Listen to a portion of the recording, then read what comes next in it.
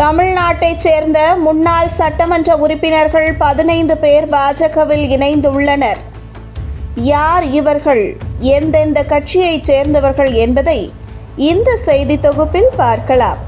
கரூர் முன்னாள் சட்டமன்ற உறுப்பினர் வடிவேலன், அரவக்குறிச்சி PS கந்தசாமி, வலங்கைமான் கோமதி ஸ்ரீனிவாசன், சிங்காநல்லூரைச் சேர்ந்த Chinnasamy, Kovai challenge Durai, Pollachi MV Rathinam, Vedasandur SM Vasan, Kanniyakumari S Muthukrishnan, Bhuvanagiri BS Arul, Kurinjipadi Rajendran, Andimadam Congress முன்னாள் MLA KR தங்கராசு, கள்ளக்குறிச்சி பிரபு, தேனி ஜெயராமன், சீர்காழி பாலசுப்பிரமணியன், சோழவந்தான் சந்திரசேகரன் ஆகியோர் இதில் அடக்கம்.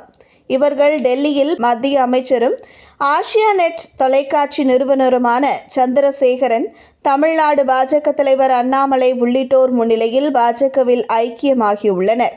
இவர்கள் பெரும்பாலானவர்கள் அதிமுக, அமமுக, காங்கிரஸ் கட்சியிலிருந்து பாஜகவில் இணைந்துள்ளனர்.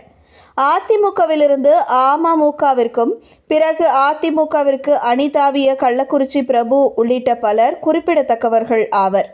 ஒருமுறை MLAவாக இருந்து பிறகு கட்சிகளால் ஓரங்கட்டப்பட்ட நிலையில் இவர்கள் நல்ல வாய்ப்பு தேடி பாஜகவில் ஐக்கியமாகியுள்ளதாகவும் கூறப்படுகிறது.